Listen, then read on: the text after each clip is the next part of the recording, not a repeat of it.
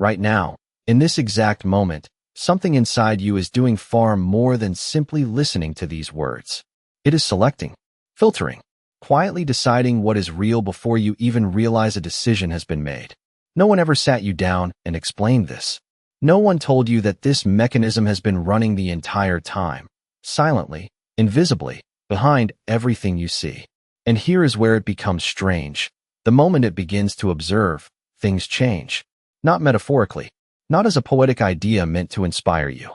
Physically, measurably, in laboratories, under controlled conditions, with photons, electrons, particles smaller than anything you have ever held, touched, or seen. They behave differently when observed. Let that sink in for a moment. The smallest building blocks of everything you call reality shift simply because attention is placed upon them. No touching, no interference, just observation. And if that is true at the quantum level, and it is, if this stands as one of the most replicated experiments in the history of modern physics, then what does that say about your life? About the patterns that keep returning? About the loops you cannot seem to break? About the circumstances that follow you from one city to another, from one relationship to the next? About the reality you swear you never chose? But what if you did choose it? Not through action, not through plans, not through effort, but through attention, through the silent, invisible way you look at life before you even know you are looking. I know, that sounds like a lot, but stay with me, because what I am about to walk you through is not theory. It is not motivation. It is not something repeated to sound profound. It is something I had to live through and lose through in order to understand. And once you truly see it, you cannot unsee it. You would not want to. So let us begin, not with answers, but with the right question. What exactly happens when you look? In 1801, a man named Thomas Young carried out what should have been a simple experiment. He took a beam of light, aimed it at a barrier with two narrow slits, and watched what appeared on the screen behind it. What he expected was obvious. Two clean lines of light, one for each slit. Simple, predictable, logical. But what appeared instead changed everything. Across the screen were alternating bands of light and darkness, an interference pattern, the kind of pattern that only appears when waves overlap, like ripples crossing one another on water. Light was behaving like a wave. That alone was revolutionary. But it was not the part that shook the foundations of reality. That came later, much later, when physicists began sending particles, one single particle at a time, through those same two slits. According to ordinary logic, the result should have been clear. One particle passes through one slit or the other. It strikes the screen. You get two clusters. Simple. But that is not what happened. Even when fired one at a time, the particles gradually formed an interference pattern, as if each particle had gone through both slits at once. As if it interfered with itself. As if somehow it existed in multiple places simultaneously until the moment it landed. Pause there, because your rational mind will want to dismiss this immediately. It will say, that is just how tiny things work. But often that reaction is a defense. Because what this experiment truly reveals is something everyday logic was never built to hold. A single particle, when unobserved, behaves as if it is everywhere at once. It keeps all possibilities open. It moves as a wave of potential, not committed to any path, not locked into any outcome. But the instant a detector is placed at the slits, the moment you attempt to observe which slit the particle passes through, everything changes. The interference pattern disappears. The particle behaves like a particle again. It chooses one slit, one path, one outcome, not because you touched it, not because the device pushed it, but because you looked. Let me say that another way. The act of observation, the act of conscious measurement, collapsed an infinite field of possibility into one single concrete event. This is not philosophy. This is not a metaphor borrowed to make a spiritual point. This is the double-slit experiment, repeated thousands of times in laboratories across the world for more than a century. And to this day, no one can fully explain why it works the way it does. Richard Feynman, one of the greatest physicists who ever lived, once said that this single experiment contains the central mystery of quantum mechanics. Everything else is just details. So sit with that mystery for a moment. Because most people hear about this experiment, nod, find it interesting, and move on. But very few stop to ask the question that truly matters. If a particle, the fundamental unit of matter, exists as a wave of possibilities until it is observed, then what does that say about the world you are looking at right now? Is it truly fixed? Is it truly solid?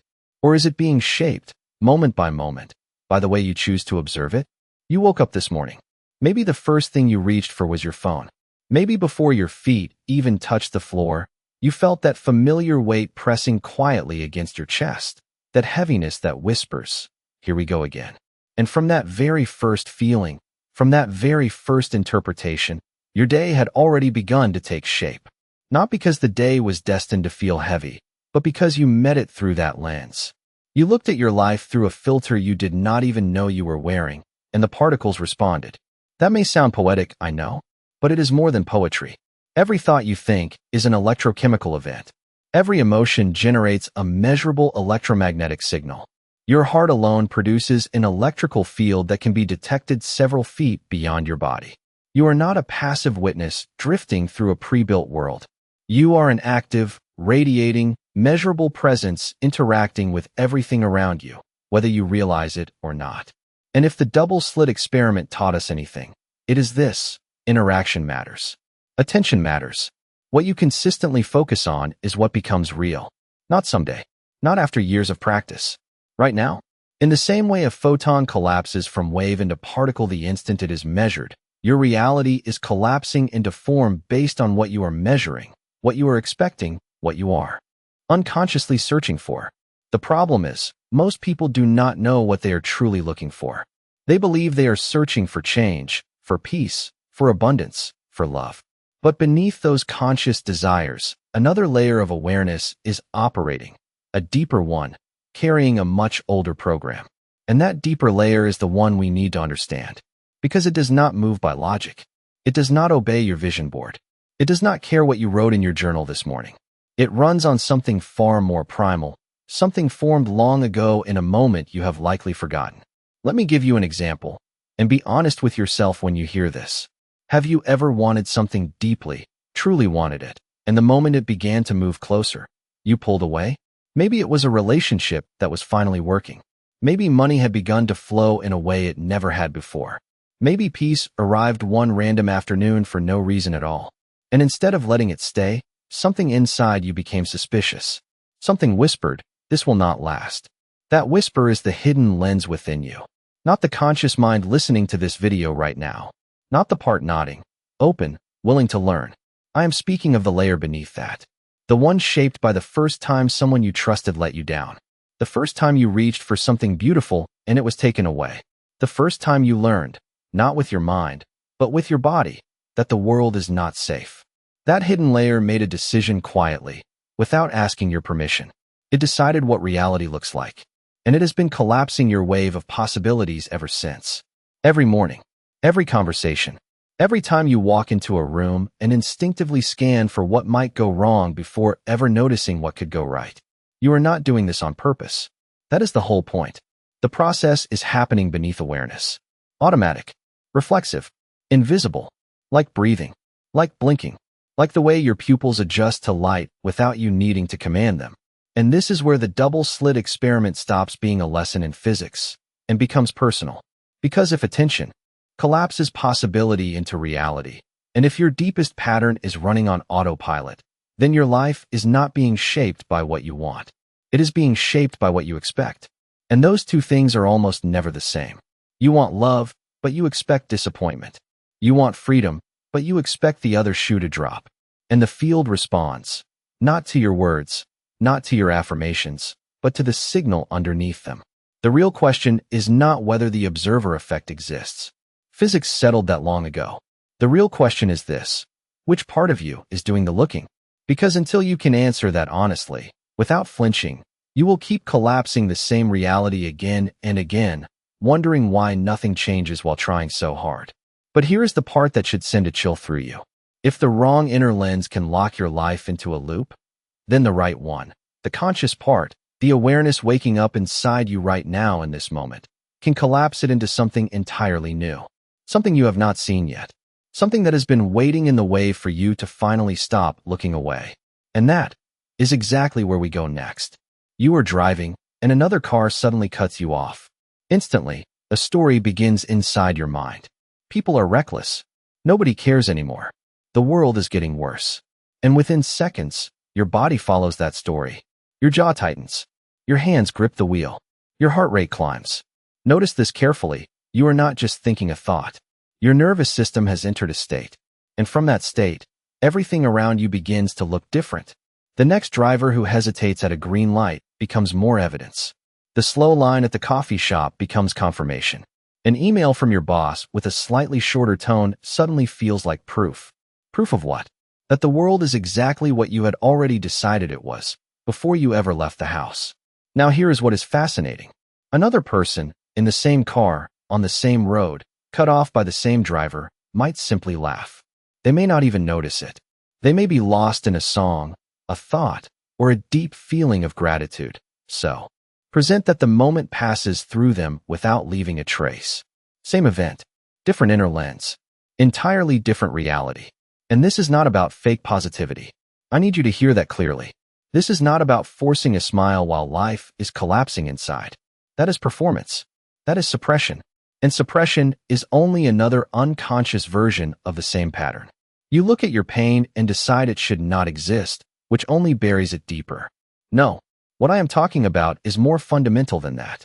I am talking about the lens itself, the filter you look through before you even begin interpreting what you see. In neuroscience, there is a concept called predictive processing. Your brain does not passively receive reality. It actively constructs it. Before sensory information even reaches conscious awareness, your brain has already made a prediction about what it expects to find. And here is the key. It filters incoming data to match that prediction. You do not see the world as it is.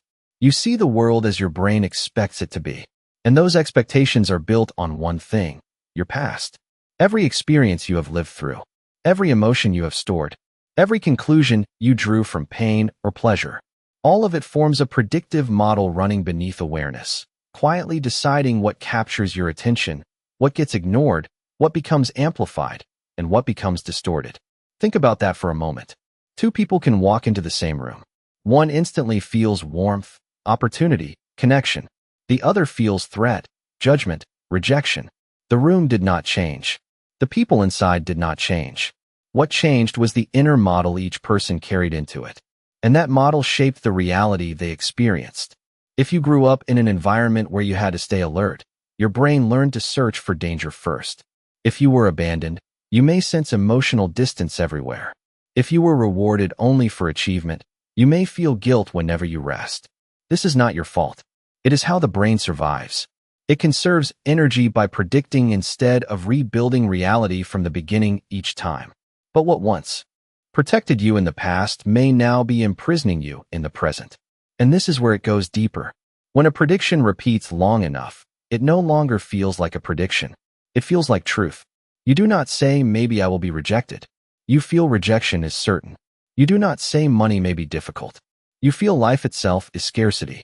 You do not think people might leave. You live as if they inevitably will. And when you live from that state, you begin acting in ways that help create the very outcome you fear. You withdraw before being abandoned. You become defensive before being attacked. You settle for less because you believe you deserve less.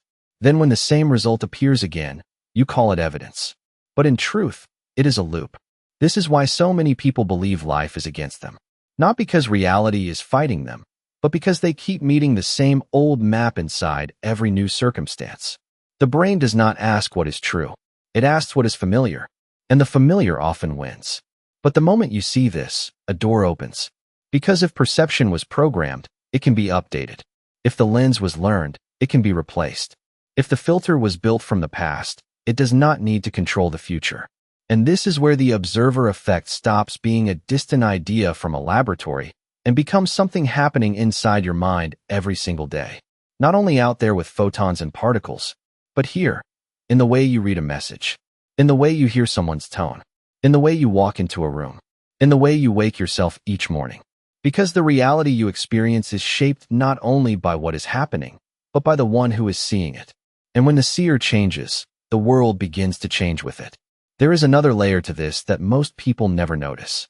Long before you consciously speak to yourself, long before you say, I am not enough, people always leave. Nothing ever works for me. your body has often already spoken first.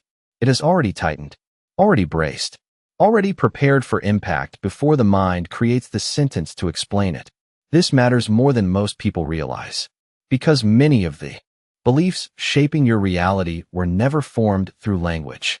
They were formed through sensation, through moments your system encoded without words. A child does not need philosophy to learn rejection. One cold glance can teach it. One silence after vulnerability can teach it. One room filled with tension can teach it.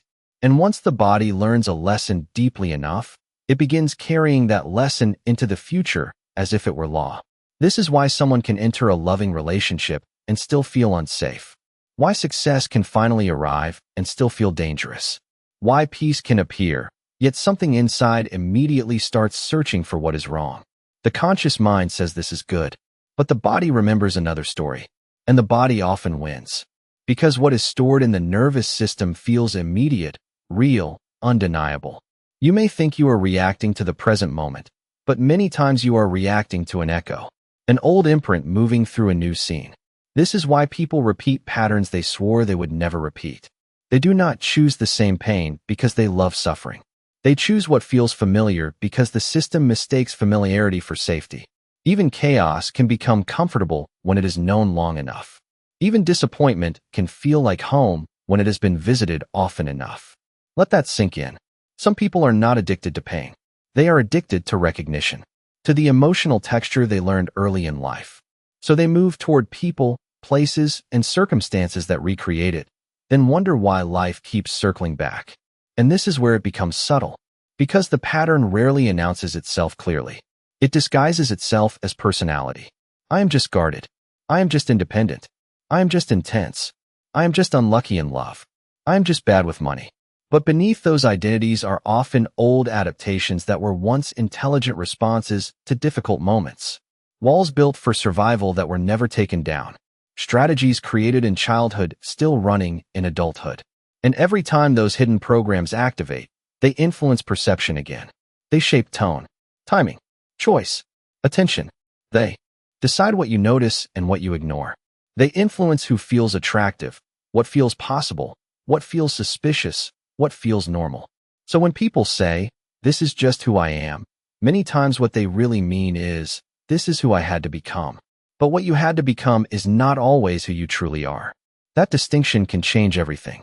Because if a pattern was learned, it can be unlearned. If tension was conditioned, it can be released. If identity was built around protection, identity can also be rebuilt around truth. And this is where the observer effect enters your inner life in a deeper way. The one shaping your world may not be your conscious desires at all. It may be an old survival self still scanning, still bracing, still expecting yesterday to return. The question then is no longer why does life keep repeating? The real question becomes, what inside me still believes it has to? Because once you see that, repetition is no longer destiny. It becomes a signal. And signals can be changed. Most people believe change begins with thought. They believe if they repeat the right affirmations, visualize the right future, or force themselves to think positively long enough, reality will eventually respond. But that is only part of the story, because thought is often the surface, and the surface does not control the ocean beneath it. You can speak words of abundance while your body still lives in scarcity. You can repeat, "I am safe," while your nervous system remains prepared for danger. You can say, "I trust life," while every muscle inside you is braced for impact. And when there is conflict between the mind and the body usually speaks louder. This is why so many people become frustrated. They say the right things. They read the books. They follow the steps. Yet nothing seems to move. Not because the method failed, but because the deeper signal remained unchanged. Reality is not only responding to what you say, it is responding to what you embody. Let that settle for a moment. What you carry in posture, breath, tension, tone, expectation, and emotional baseline often communicates more powerfully than any sentence in your head. A person can smile while broadcasting fear. A person can speak confidence while carrying collapse inside. A person can ask for love while unconsciously expecting betrayal. And life tends to answer the stronger message. This is why true transformation is rarely intellectual. It is physiological. It is emotional. It is energetic in the most practical sense of the word. The system has to learn safety where it once learned danger. It has to learn openness where it once learned defense. It has to learn presence where it once learned survival. This is also why insight alone does not always free people. You can understand your pattern completely and still repeat it. You can know where the wound came from and still live inside its reflexes. Awareness is the beginning, but not the completion. The body must be included in the healing. Breath must be included. Stillness must be included. Repetition must be included. New experiences must be included. Because the old program was not built in a single moment, and it rarely dissolves in one either. It was reinforced through years of reactions, sensations, and emotional memory. So it often unwinds through consistent moments of a different signal. This is where patience becomes power. Every time you remain calm where you once panicked, something changes. Every time you stay open where you once closed, something changes. Every time you tell the truth where you once performed, something changes. These moments may look small from the outside, but internally they are rewriting expectation. They are teaching the system that a new reality is possible. And once the body begins to believe what the mind has been trying to say, movement happens faster than most people imagine. Because now the message is unified. Thought and feeling move together. Intention and state move together. The inner conflict quiets. And when conflict quiets, energy that was trapped in protection becomes available for creation. This is where many people finally feel progress after years of effort. Not because they found a secret technique, but because they stopped trying to change life only through thought. They changed the messenger itself. So if you feel stuck, ask yourself a deeper question. What am I practicing in my body every day? Tension or trust? Guarding or openness? Rush or presence? Because whatever you rehearse repeatedly becomes familiar. And whatever becomes familiar begins to feel true. There is a reason ancient traditions placed so much importance on the heart. And no, not merely as a symbol of romance or emotion, but as an instrument of perception. Modern science is only beginning to rediscover what older systems seem to understand intuitively. The heart is doing far more than pumping blood. It is communicating constantly with the brain, with the nervous system, with the rest of the body. In many moments, it sends signals before the mind even forms a thought. Let that land for a moment. We often assume the brain is the commander and the body simply follows orders. But in reality, communication moves in both directions. The heart sends information upward. It influences emotional processing, attention, decision-making, and the way experience is interpreted. This matters deeply, because if your internal state changes at the level of the heart, your entire perception of reality can begin changing with it. Researchers who study heart coherence have observed something remarkable. When a person enters genuine states of appreciation, gratitude, compassion, or care, the rhythms of the heart become more ordered, more harmonious, more coherent. And when that happens, the brain often functions differently as well. Stress patterns soften. Clarity increases. Reaction slows down. Presence becomes easier. This is not mysticism. It is physiology. Yet the implications go much deeper than physiology alone. Because most people try to change their lives while staying in the same emotional signature that created the old one.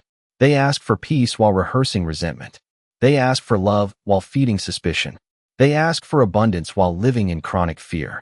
Then they wonder why nothing shifts. But a system cannot receive a new reality while broadcasting the same old message. This is why emotional state matters more than people realize. Not because feelings are magical, but because feelings organize perception. They determine what you notice, how you interpret, what you expect, and what actions feel natural to take. A fearful state searches for threat. A resentful state finds offense. A grateful state notices openings. A calm state sees options that panic could never recognize. Same world, different internal rhythm, different reality. And this is where many people miss the point. Gratitude is not valuable because it is morally good. Calm is not powerful because it sounds spiritual. These states matter because they change the instrument through which you meet life. They alter timing, tone, behavior, and choice. They shift what kind of future you are unconsciously rehearsing in the present. Imagine two people receiving the exact same opportunity. One meets it from contraction and doubt. The other meets it from steadiness and openness. Even if they speak the same words, they will not create the same outcome. Because the state behind the words is different, and life often responds to state before language. This is why some people transform after years of struggle the moment they stop obsessing over techniques and start regulating the inner environment. They learn how to breathe differently, pause differently, feel differently, relate to themselves differently. They stop treating peace as a reward for success and begin using peace as the ground from which success can grow. Let that reverse itself inside you. Most people believe calm comes after life improves. But many times life improves after calm is practiced first. Most people believe confidence comes after evidence. But often evidence appears after confidence is embodied. Most people believe love arrives from outside. But many times love becomes visible only after inner hostility dissolves. This is not about pretending. It is about alignment. It is about becoming internally available for the reality you keep asking for. And the heart becomes a doorway here, because it is one of the fastest ways to shift state in real time. A few slow breaths. Attention placed in the chest. Genuine appreciation recalled for even 60 seconds. These simple moments can interrupt old patterns more powerfully than endless thinking. Because you are not arguing with the mind, you are changing the signal beneath it. And once the signal changes, perception begins to follow. Choices begin to follow. Relationships begin to follow. The future begins to follow. So if you want to know who is shaping your reality in this moment, listen carefully. It may not be the voice in your head. It may be the emotional rhythm in your chest. And when that rhythm changes, more changes than most people ever imagine, there is a stage of transformation almost no one talks about, because when it arrives, it rarely feels spiritual. It does not feel enlightened. It does not feel graceful. It often feels like confusion, emptiness, instability, and loss of control. Yet this stage may be one of the clearest signs that something real is changing. It happens in the space between identities. Between the version of you that can no longer live the old way, and the version of you that is not fully formed yet. Most people meet this threshold and assume something is wrong. They think they are failing. They think they have lost momentum. They think life is collapsing. But many times, what is collapsing is not your life. It is the structure that once held your old self together. Think of how nature works. Before a seed becomes a tree, the shell must split. Before a caterpillar becomes a butterfly, the old body dissolves into something unrecognizable. Before a forest renews itself, decay feeds the soil. Creation often passes through disorder before it reveals a new form. Human transformation is no different. When your familiar emotional patterns begin loosening, when the old reactions no longer fit, when the masks stop working, there can be a period where nothing feels clear. What once motivated you may lose its grip. What once distracted you may feel empty. The people, habits, and identities that once felt natural may suddenly feel foreign. This can be frightening if you do not understand what is happening. Because the mind wants certainty. It would rather cling to a painful identity than stand inside the unknown. It would rather repeat the old story than wait for a new one to emerge. So in this stage, many people run backward. They return to old relationships, old habits, old chaos, not because those things are good for them, but because they are familiar. Familiar pain can feel safer than unfamiliar freedom. Let that sink in. Some people are not trapped by suffering itself. They are trapped by the predictability of it. But if you can remain in the void without rushing to fill it, something powerful begins. The nervous system starts learning that uncertainty is survivable. Silence becomes less threatening. Stillness becomes less empty. Presence becomes possible without needing constant distraction. And slowly, almost invisibly, a new self begins organizing beneath the surface. This process is not dramatic at first. It may look like smaller reactions, longer pauses, clearer boundaries, less need to prove yourself, more comfort being alone, a quieter relationship with fear. These are subtle changes, but they signal deep restructuring. In science, systems often become unstable before they reorganize at a higher level of order. Old patterns break down so new coherence can emerge. Your life can move through the same principle. The period that feels like chaos may actually be recalibration. The emptiness may be space being cleared. The confusion may be the mind losing maps that no longer belong to where you are going.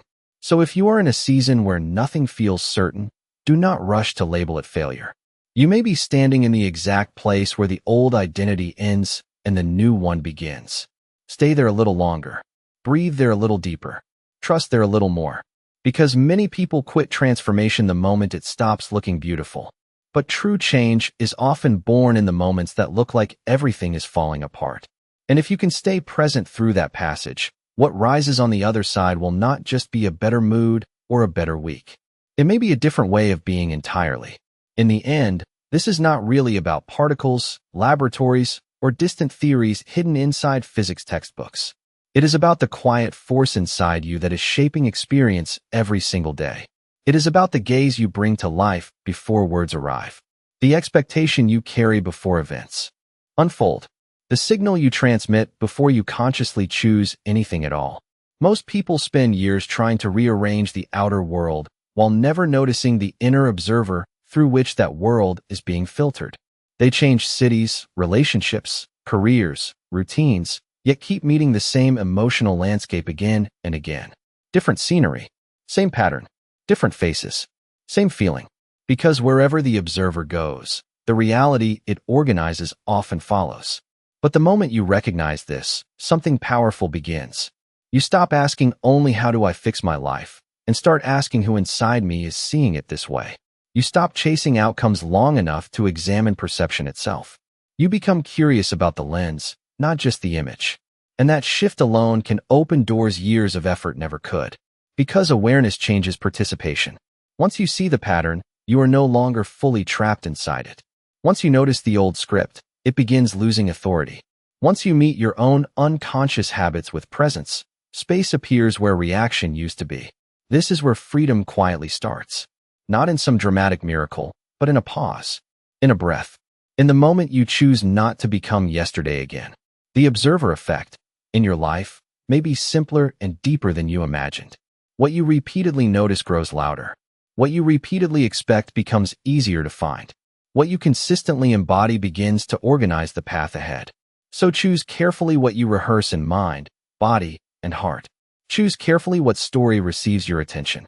Choose carefully which self is doing the looking. Because when the observer changes, reality often follows. You now understand the mechanism. You know the observer collapses the wave. You know the heart carries the signal. You know the void is not punishment, but passage.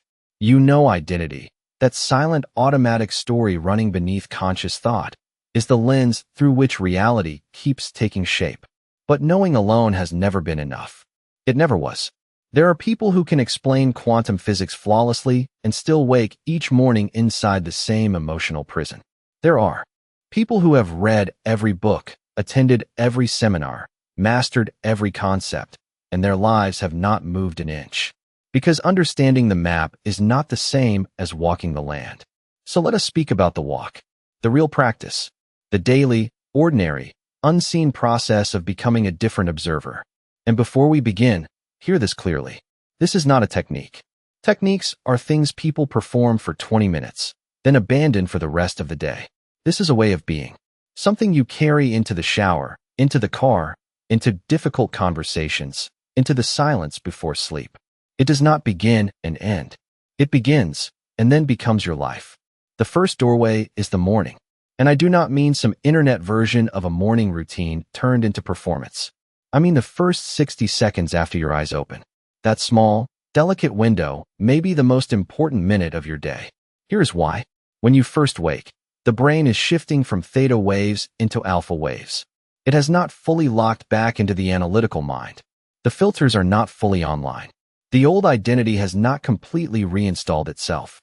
For one brief moment, you are in the gap between programs.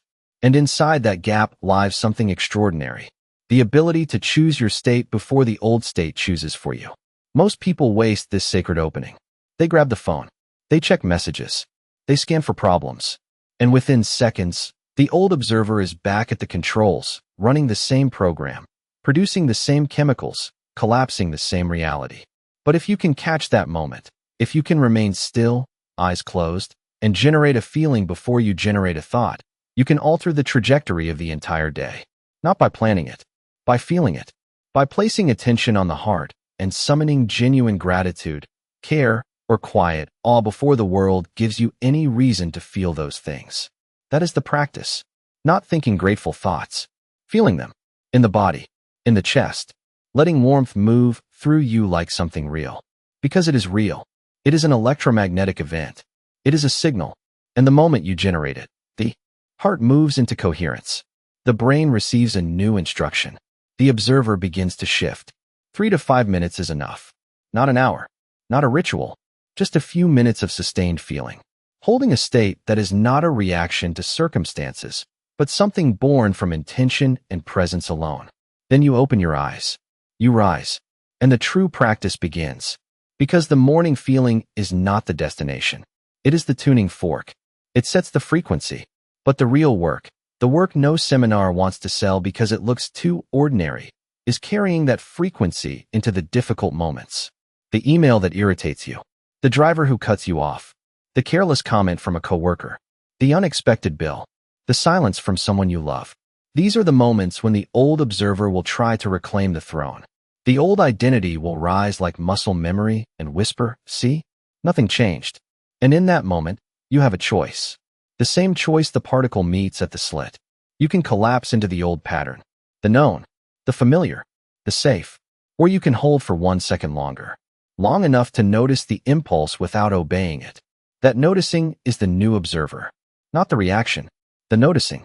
The awareness that rises above the pattern and says, "I see what is happening, and I choose differently."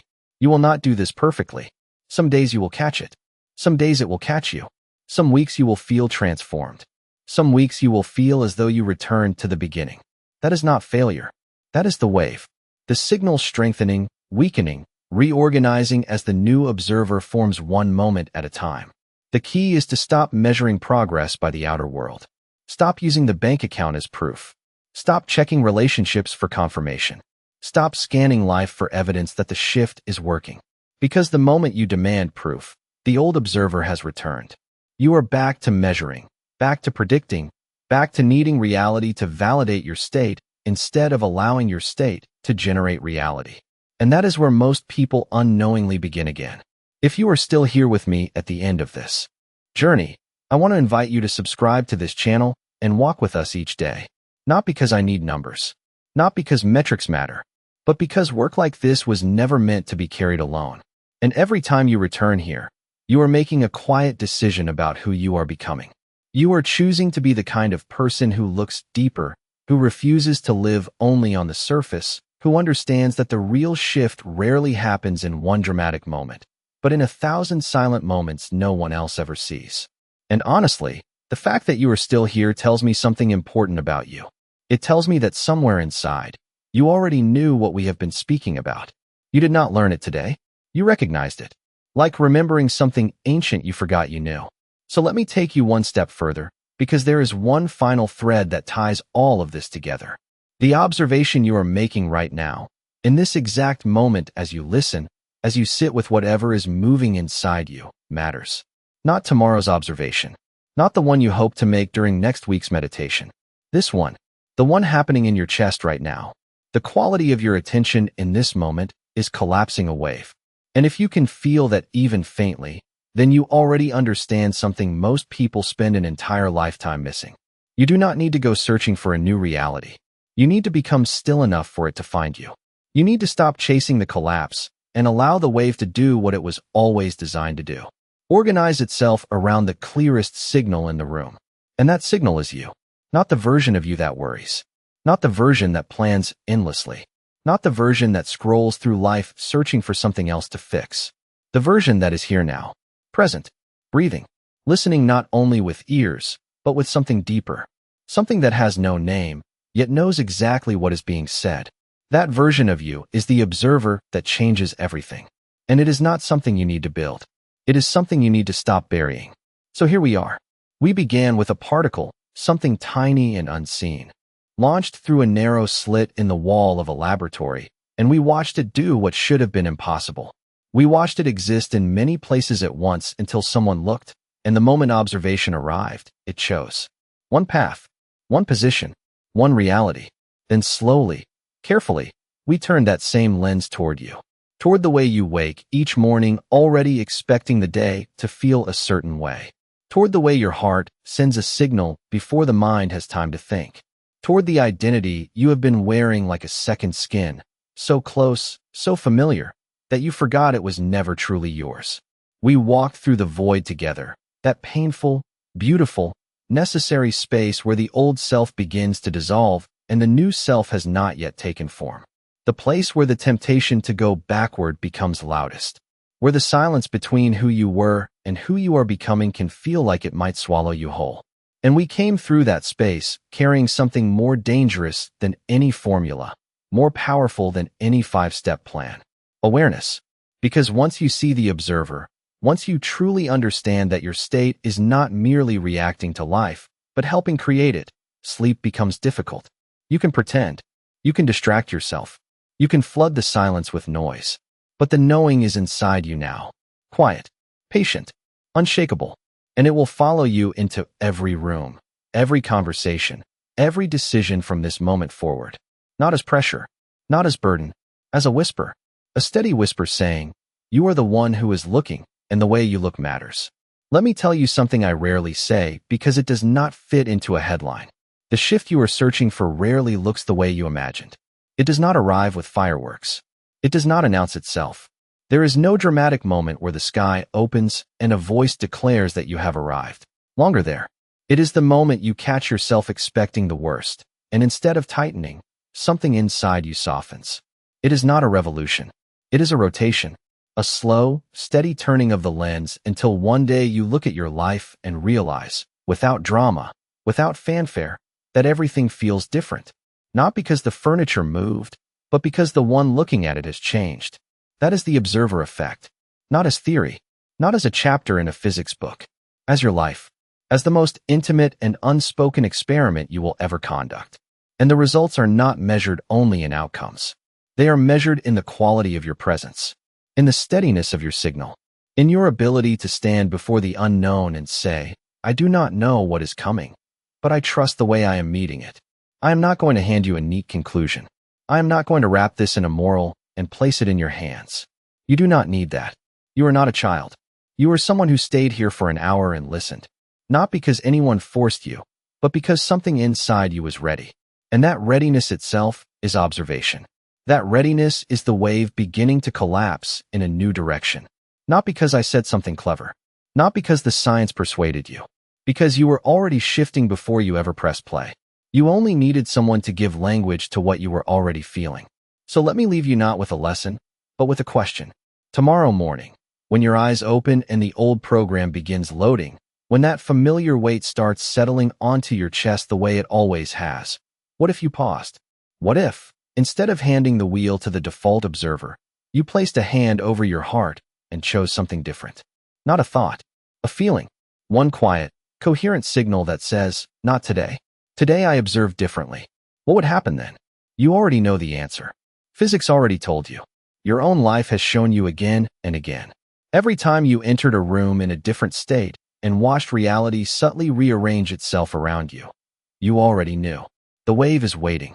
It has always been waiting, not for you to become perfect, not for you to finally feel ready, only for you to look clearly, honestly, from the heart, and allow it to reveal what it has been holding all along.